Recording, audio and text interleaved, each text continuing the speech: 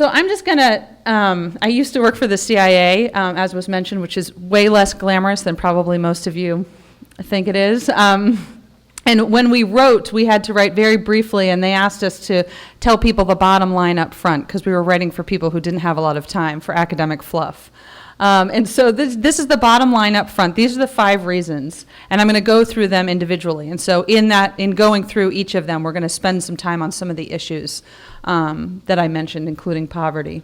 So we're called to work. Working is not a burden. Working is not part of damnation. Working is how we use our skills, gifts, and talents to serve others. So we're called to work.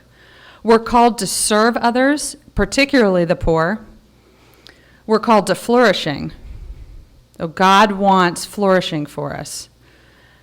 Property rights are, in fact, biblical. These are biblical principles about how we can order our lives to get flourishing, about how we can order our lives to be better stewards. And limited government is a biblical principle. And so for these 5 reasons, I believe we should, as Christians, embrace economic freedom, because these things correlate directly with economic freedom.